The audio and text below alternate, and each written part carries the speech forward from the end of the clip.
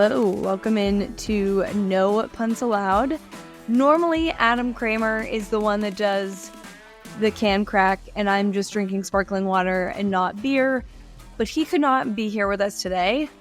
Kramer and I discussed that since he gave you guys such a terrible lock with Baylor over BYU, and that obviously not happening, that maybe he just wasn't cut out to be a college football podcast host anymore.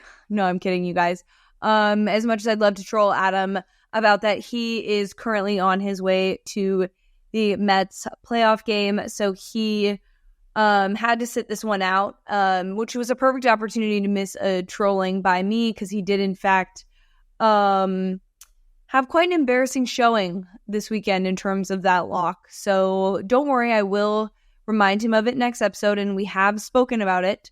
But I will be doing a solo episode today. Let's first and foremost start with our sponsor, Municipal.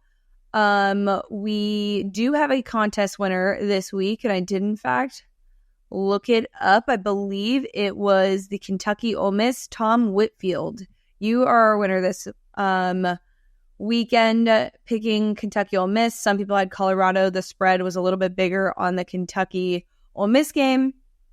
So definitely a big, huge upset and a very good call on your part. You will be receiving a $100 gift card for Municipal. And for the rest of you, you guys continue to shop municipal.com. You know, we love their gear. I'm currently wearing the sweatshirt. And pretending like it's fall because the weather everywhere has been really hot. So fall is not really here, but we did in fact get the game of the season. I mean, I think we can safely say that there's probably not going to be another regular season game. I mean, maybe Texas, Georgia, but as good as the Alabama, Georgia game that we got this last weekend. First things first, on the Alabama side of things, I think obviously we thought that first half could have been a blowout. When and Georgia came back. I do think it was a positive for Alabama. I know it's strange to think that like letting someone have almost the most historic comeback in their school's history would be a negative, but I think Alabama could have gone into that game and, you know, taken it as like, oh, we beat Georgia like handedly, so like why do we have to worry about everybody else? I think mentally that was a positive for Alabama, that they did have to kind of still fight through it and still come up with huge plays. Shout out Ryan Williams. Shout out Xavier Brown. Like the Alabama just clutchness on both sides of the ball was pretty amazing. And also shout out Kalen DeBoer for getting that win. I think Kramer and I talked last week who we thought this game was more important for in terms of coaches, Kirby or Kalen. And I think, you know, you want to continue the dynasty of Nick Saban, and it's super important to get those big wins, and to do it early and to have it be your first really big one is huge. And I think regardless of what happens moving forward, it will be considered a successful transition of power in terms of Coach Saban. Now for Georgia, on their side of things, I think if you're a Georgia fan, I'm probably a little concerned about the play of Carson Beck. Those turnovers are pretty difficult to ignore. It was, I think in the first couple of games, it was more just that he didn't seem to really be in a rhythm. But this with the turnovers can be, especially against a good team like Alabama, like that can be super alarming. Not to say they didn't have clutch moments and definitely made their way back. But you do have to play some pretty good teams moving forward, and having that one loss, I think can just, it's definitely going to be lingering, because you also need the support of come playoff time. Like say you do have another loss and you don't play in that championship game, you're probably looking at needing some other conference to kind of have the circle of suck, or the, you know, Pac-12, as we say, issue where you kind of beat yourselves and knock yourselves out of the college football playoff. So there are a lot of things that I think need to go right for Georgia. I do ultimately think they'll make the playoff, but in terms of, you know, who that win mattered more for, I think I would have said Georgia, because I think they have a tougher schedule moving forward. playing at Texas is not an easy thing. So it should be interesting to see how the rest of the season kind of pans out for them, especially because we saw them in a close call with Kentucky. We obviously know Kentucky got the best of Ole Miss. So there are still some pretty gritty teams in the SEC that they have to face. Another big upset, of course, that we're going to talk about is Arizona getting the upset over Utah. Obviously, Cam Rising not playing. Kramer is absolutely devastated that he is not able to know the status of Cam Rising, because you guys know he's really high on Utah. And I think it's been very frustrating, especially for a guy who was out, obviously, last year and then this year, only getting bits and pieces of him. That their playoff chances really does rely on whether or not he's available. Because there are some teams, and surprisingly, the Big 12 is in a weird spot because Arizona's technically 1-0. The Kansas State game didn't count as a conference game. Iowa State looking very strong. What a difference a year makes. I know last year we had a conversation on the pod about that moment with Matt Campbell kind of talking to a fan and retaliating to the fan that had made a comment to him when they were struggling last year. So definitely a good sign in moving in the right direction. You've got Kansas State, who kind of rebounded after being, upset late night a couple weeks ago. You've got Colorado, who's really, finding it and digging deep, despite the fact that Shedeur just keeps getting hit. And on that note, we will talk about Travis Hunter. We've seen the last couple of weeks what he can do on both sides of the ball. And I think, I don't want us to take it for granted in the moment, because he does play for Colorado. And I'm kind of sick of the narrative being around the fact that, he plays for Colorado, so he couldn't win a Heisman. I also feel the same way about Ashton Genty. I think that Boise State could realistically be in the college football playoff conversation as the Group of Five team. And, and I mean, anyone who watches college football and has seen the last couple of Heisman winners, it helps when your team is really good. I know Jaden Daniels obviously didn't play for the best LSU team, but I think having the brand associated with it definitely helps. So either your team needs to be in the college playoff conversation or a big, maybe blue blood of college football to kind of make that happen on that front. What else do we got for you guys from this last week that we wanted to catch up on? Yeah, Ole Miss, I think playoff wise, they're still very much in the hunt, but that's not a loss you kind of anticipated, and their schedule is not strong as is. But if you're Ole Miss, you're not completely out of it, but you do need to be relatively perfect from here. They do play Georgia. I believe they play, so they play South Carolina this week, which, by the way, could be a very interesting game where Ole Miss really just takes himself out of the conversation completely, because that defensive line for South Carolina has been really, really good. And we saw how disruptive Kentucky was to Jackson Dart. So I will say that's something that I would definitely keep an upset meter on there. They play at LSU. They play Oklahoma, Arkansas, and then they get Georgia, and then Florida and Mississippi State. No disrespect to them, but I think getting to that Georgia game unscathed would be huge. Besides the one loss, just to have the two. But I think Ole Miss fans are probably pretty disappointed that they let that Kentucky game go. And also playoff picture, that opens up a lot of doors for a lot of other teams. Concern meter, I would be... if you're Georgia, I'm still feeling good. If I'm Ole Miss, I don't feel great. If you are Miami or Clemson, you feel great, because we've said this so many times. We don't hate the ACC, contrary to popular belief. But there's a serious possibility they could get two teams in, and those teams being obviously Miami and Clemson. Clemson has definitely rebounded in a way that we did not anticipate after seeing their first game against Georgia this year, but could make for a really fun college football playoff appearance for them. And obviously Miami and Cam Ward just being electric, despite the fact that they didn't win huge this week. They had a Friday night game against Virginia Tech, and it was very, there was that controversial call to overturn what would have been a game winner, and they would have, had the upset early and in the ACC. And like I said, certain schedules you can have, like losing to Alabama for Georgia is not the end of the world. I know we talk good loss, bad loss sometimes when it comes to college football playoff, and people really don't love that. But, it would have been a bad loss to lose to Virginia Tech, especially in a conference that's maybe not as strong as the SEC or in the Big Ten. So those are the big kind of key things I saw from this last week. This week's slate is very, very odd. It doesn't, we say this about slates before we get into like really heavy conference play, but this does not look like a week that's going to provide much, but that means it totally will. Also, another note I did want to mention on UNLV. I know we talked about the situation last week with their quarterback. They won this weekend against Fresno State. Huge win.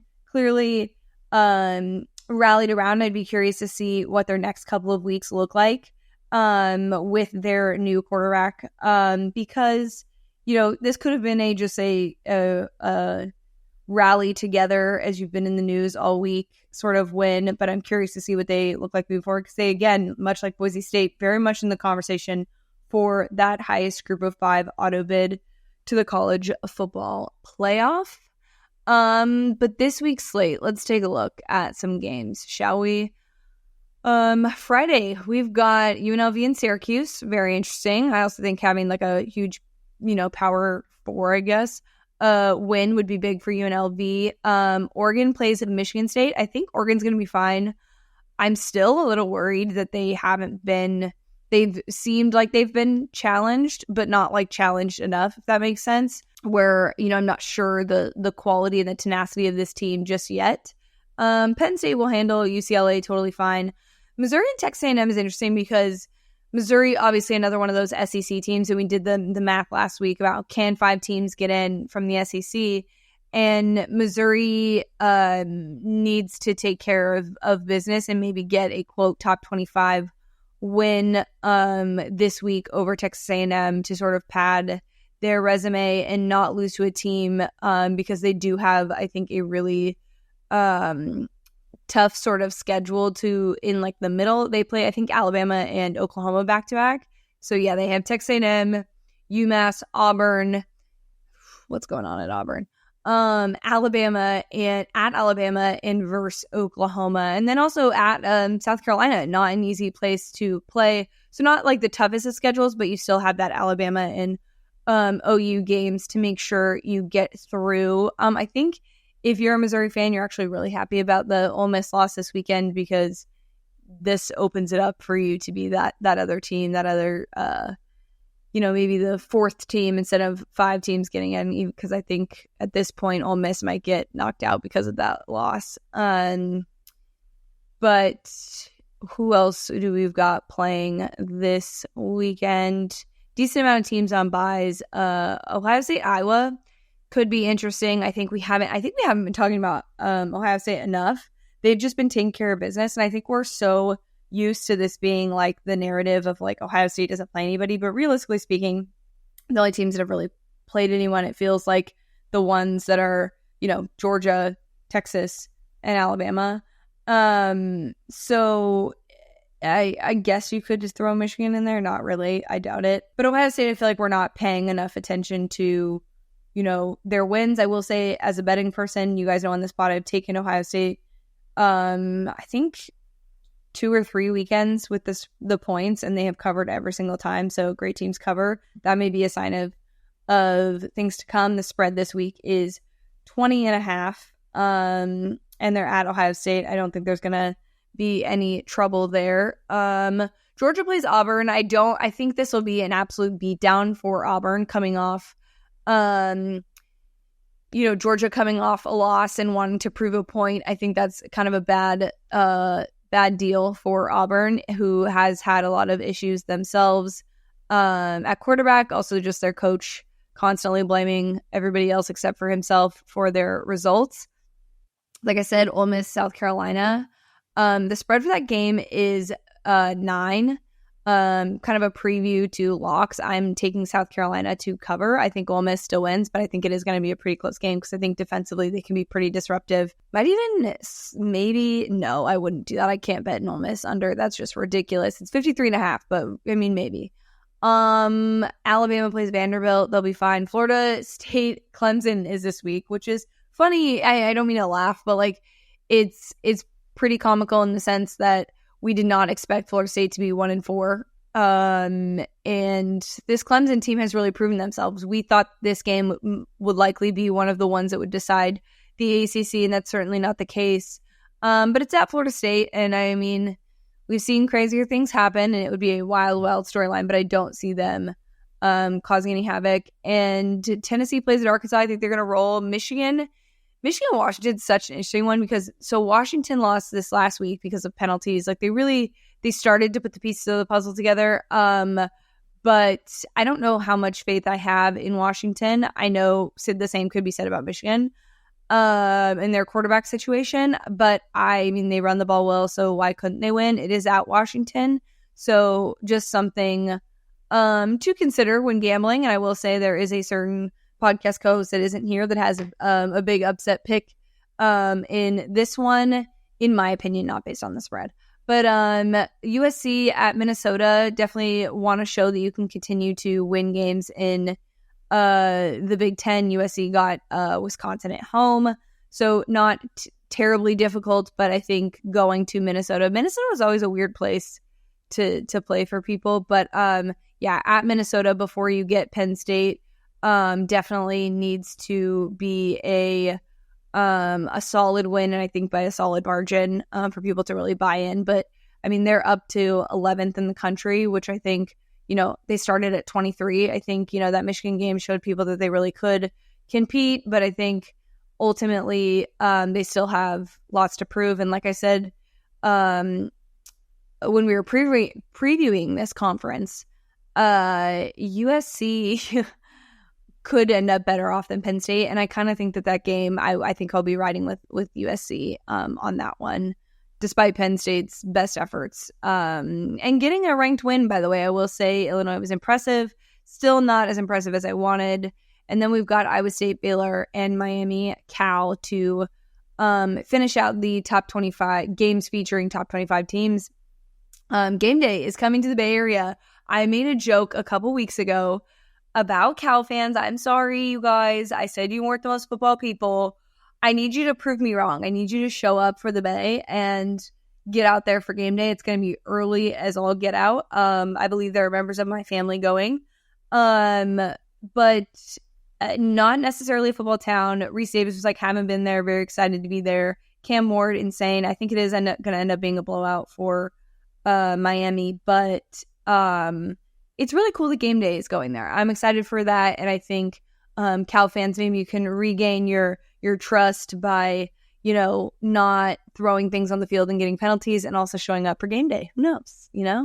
Maybe you can throw it in my face and at me on the internet. So that is pretty much it in terms of discussion. I do have Kramer's locks for you guys. Again, at your own risk, I get to roast him. Bet with Adam, because again, you guys know last week he really, really, really believed that he could win with Baylor and he didn't. And I still think that we should come up with a punishment. I really do. I think, him and I didn't decide it before, but I think it's fair because of how much he set out to win that. We could come up with something retrospectively. I really believe that that can put us all in the right spot, and we love a good troll situation. But I will run through his locks for all of you. He has North Carolina +3, which is so interesting because obviously North Carolina and the conversation around Mac Brown is pretty interesting right now because they're just not getting it done. And they play Pitt, who's 4-0. So this is a very interesting thing to me. I think it's at North Carolina. Kramer is really banking on the fact that they're going to win one for the Gipper kind of deal, I think, type of deal, and really try and make this happen. I personally would not side with Kramer on that one, but that is his first lock. His second lock is Georgia Tech -8.5 versus Duke. Duke obviously getting a big win this last week over UNC. Georgia Tech, I think looks pretty solid, so I could see that. He has Washington -2.5 versus Michigan. Now, I know that the spread says it's not technically an upset, but this would absolutely be an upset based on rankings in college football playoff. So yeah, I would be really surprised if Washington was able to pull this off against Michigan. I would ride with Michigan. It's not in my locks, but Kramer is taking Washington -2.5. Then he has Texas A&M -2 versus Missouri. So again, that game probably being the biggest college football playoff indicator game this week. And Kramer going with Texas A&M -2 on that one. And then Iowa State -12 versus Baylor. Guys, he learned his lesson. He's finally betting against Baylor and going with Iowa State, which is a smart move because that team is looking really good. It would be hilarious if they chose this week to be the week that they are not in a solid spot. But those are Kramer's locks for the week. I am going to start with an easy one. I kind of alluded to this earlier in the show. Georgia -24 versus Auburn. I think that they're going to come out with kind of a vengeance after losing to Alabama. I think you got to prove a point. Auburn is really also struggling, and so I just don't think that there's going to be any way that they could pull this off, and I think it's going to be, a big blowout for the Dogs. I am betting on the Iowa State-Baylor game, but I am not touching the spread. I am going to take the over 44.5 points. It feels like old school Big 12 vibes to be taking the over in that game. Then I am going to take, I think this is a risky bet, and I did want to get Kramer's feedback on this, but clearly he is unable to be here today. I'm going to take USC -8.5 versus Minnesota. I know it's kind of a bold choice considering that they don't tend to win games by a ton of points and they have to play at Minnesota. And like I mentioned earlier, Minnesota is a relatively strange place to play. Again, still getting used to the Big Ten being what it is. But I'm going to take USC in that one. And then I am going to take ASU -2.5. I know you guys. What am I doing? Kansas has just not looked good. And I think 2.5 points to give to Arizona State, who's looked relatively good, is a solid thing to do. But as a Wildcat, it's kind of a weird game to go with. But I am taking Arizona State -2. And then I'm going to take Miami -10.5. The spreads have been so good to me. And a little bonus one, I'll probably take the over 55 as well, because I think Miami can score that by themselves. But I think 10.5 is a good one. And I think Cam Ward and co. take care of business in the Bay Area. Also, I'm not going to bet on the game because this game has always been weird, is the Arizona-Texas Tech one when we've played them in the past. So I'm going to leave that one alone. We are favored now, which is great. And it's at Arizona, so I'm happy the Cats are back. I know we got a tough one on the road in Utah, and that's a hard place to get a win. So shout out to the Wildcats on that front. Like I said, Adam is obviously out of town for tonight's or today's episode of the pod. And like I said, sorry he missed out because we needed to give him a break. We needed to have him stop betting on Baylor, and he is betting against them. So I hope for his sanity that they pull it off, that Iowa State pulls it off for him. We also have some random shit today. Our producer Matt, is getting married this weekend, and this show would not be possible without producer Matt. And also, I know Adam does another podcast. Producer Matt has been with me since my previous podcast as well, and we're so grateful for him, and we are super excited for him and this weekend. So enjoy every minute of it, producer Matt. We're so happy for you. And it's just the year of people getting married on the pod, so that's what we're doing. But that is all I have for you guys. It is a shortened episode. We will have a super fun one next week. I am sure we will have lots to catch up on with Adam. There will be new rankings. We will have a little bit more to look at. I'm sure there will be an upset. Maybe there will be some weird storylines like the UNLV quarterback one. Who knows? With college football, it's all very unpredictable. Also, one more thing before we go. The beef between college football reporters right now, I'm not going to name names because if you know, you know. And I'm team no one.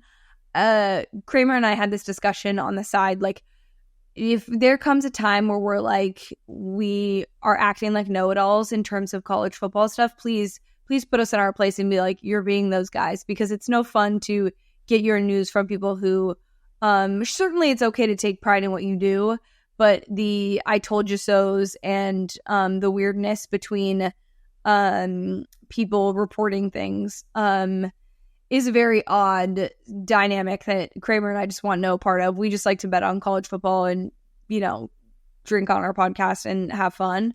So if we ever do that, just please definitely keep us in check. Keep us in check. Absolutely. And last parting thought is, hopefully by next week, you guys, my background looks like a normal background and I get my office squared away. I know I've been saying it for weeks, but hopefully that is organized and all done. But thank you so much for listening and hanging out this week. We did miss Adam, and I hope it wasn't too boring, but it is nice to be able to recap some of this stuff and talk it through as we move into the next week. But for just Paige this time, and hopefully next time, Adam, we will talk to you guys next week.